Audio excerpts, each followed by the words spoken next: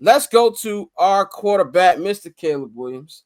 He has completed his first season rookie year in the books. He is the first Bears quarterback to play every game of the season since Jay Cutler in Jay Cutler's first year with the Chicago Bears, which was a hilarious season to say the least. He had 28 touchdowns and 26 interceptions. Ridiculous.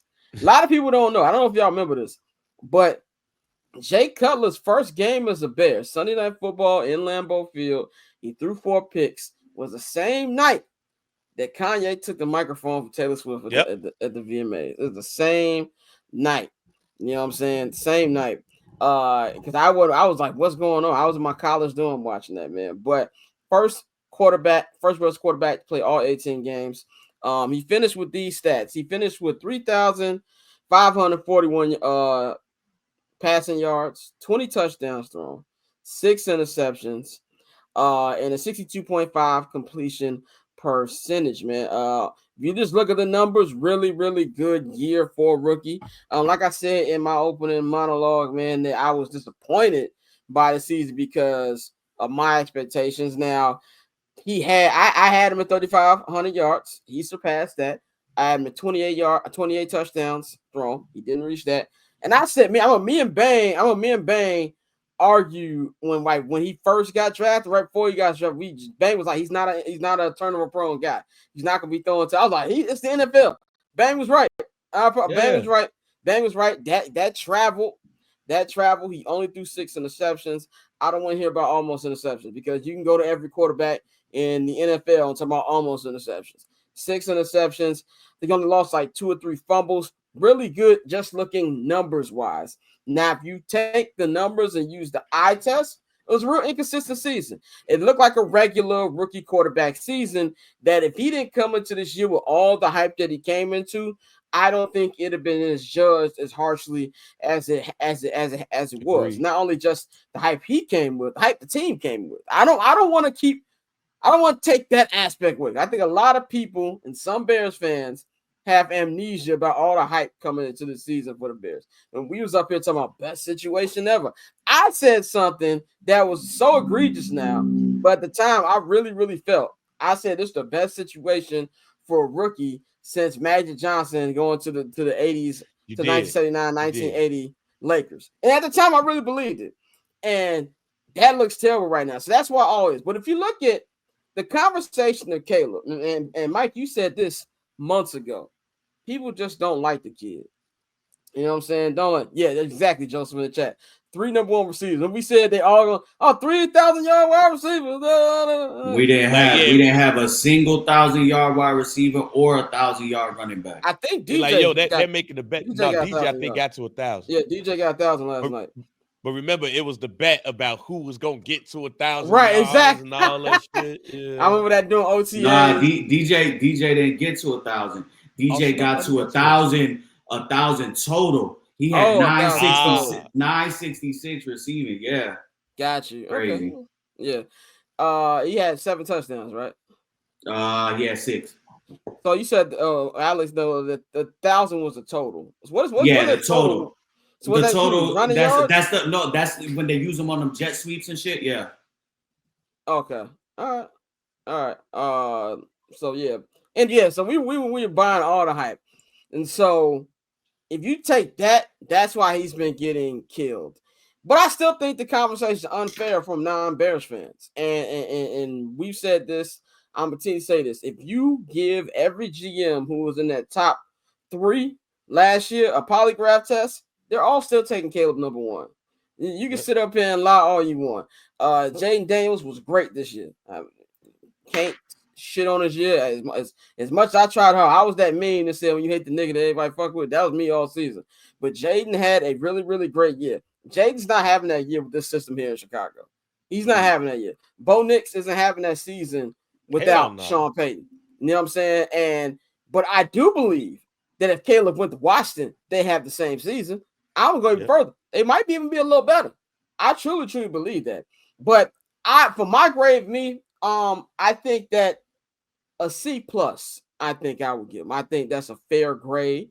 I said B minus last night because I was still in it. They beat the Packers. Vibe, but obviously, see, I think C plus is a very fair. There was a lot of inconsistencies. You saw the flashes, what made him a number one draft pick, which makes him that if he hits on his potential, he can be an elite quarterback. But the thing that he did in college that I saw watching the USC, we all saw holding on to the ball too much. He got sacked 69 times, I think it was, so second in NFL history. I'm saying at least 25 to 30 of those sacks are on Caleb. So yeah, he got to work on that. The deep ball accuracy was very concerning. I think once he gets his footwork cleaned up, he can do on that. But overall, man, he broke a lot of records for the Bears. Granted, the bar is in hell when it comes to anything passing with this franchise. But I think that considering everything he went through, and Justin went through a lot in his 3 years, Caleb went through all of that in one season. Like 3 offensive coordinators, 2 head coaches. I think they had like 28 different offensive line lineups. I saw yesterday on the broadcast. Yeah, 28 different variations. 28 different variations. You had all these different people here saying, "Oh, the line's not that bad." No, it's terrible. But overall, I would give Caleb a C plus. But for the first time in my life, I think they got their quarterback, and I'm very, very excited to see how this goes. Mikey, how would you grade Caleb from this season? Yeah, I'm in between that average range of a C to a C plus. I guess I could side with you with the C plus. I think there's a lot of things that with the eye test you can see that there's a lot of things that need to be cleaned up with him. Accuracy, his accuracy and his deep ball and just his accuracy in general was not what I expected it to be. As a rookie, being that he was so accurate in college. Earlier today, I kind of was going through a list of just quarterback completion percentage for starting quarterbacks this year. And there have been so many different quarterbacks that have actually started games. So I just went from QBs that have started in at least 10 games or more. And he ranked 29th in that, at 62.5%. And that's just not going to cut it.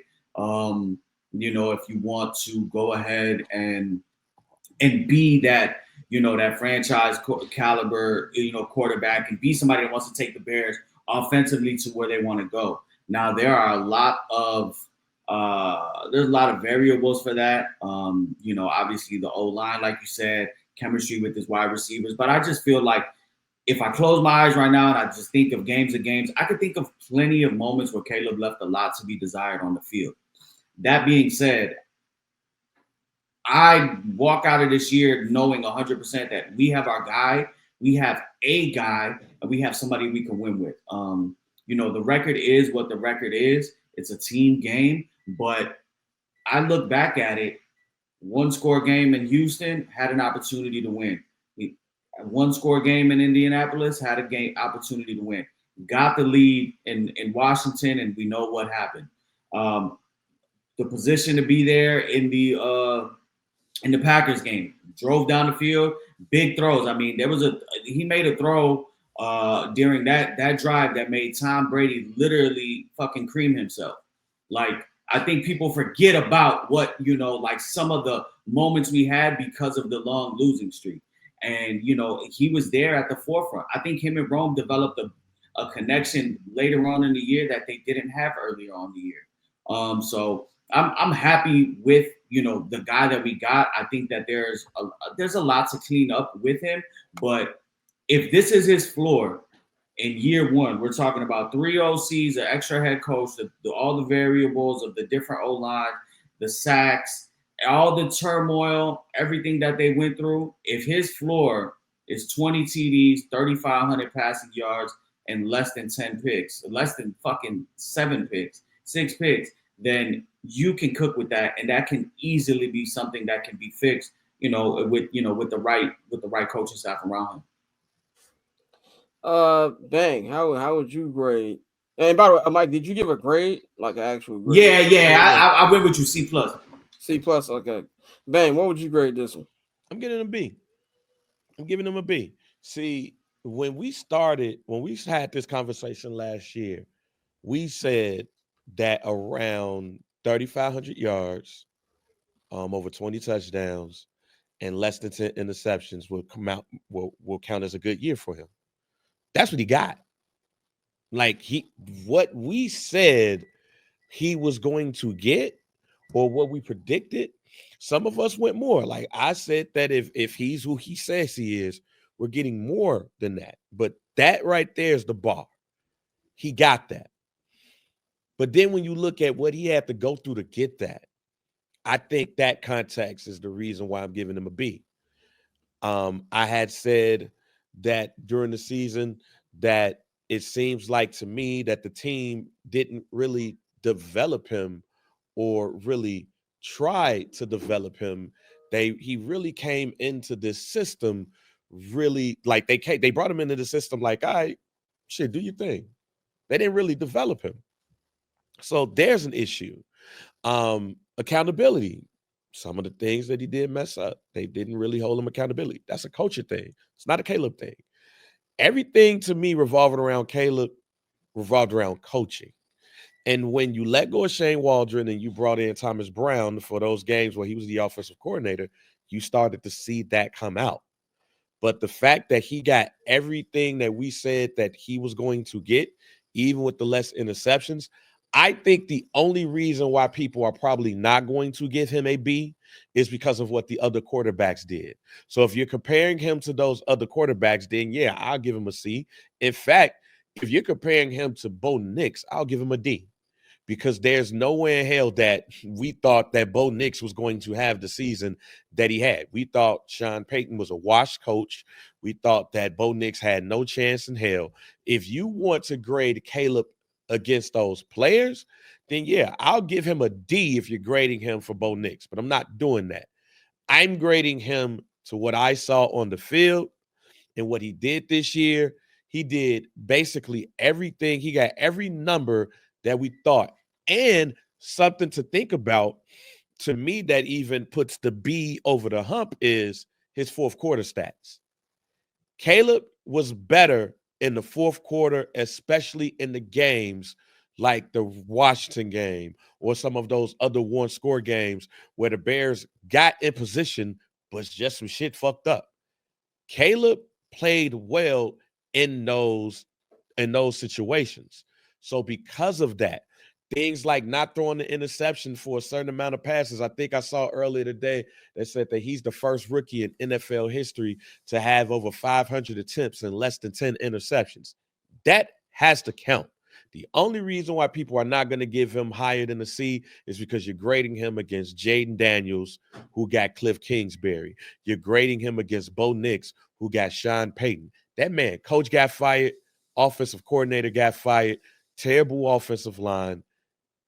He was in a situation that was worse than what we thought, and he still capitalized on it. If this was any other season, we would have a conversation with him about Rookie of the Year.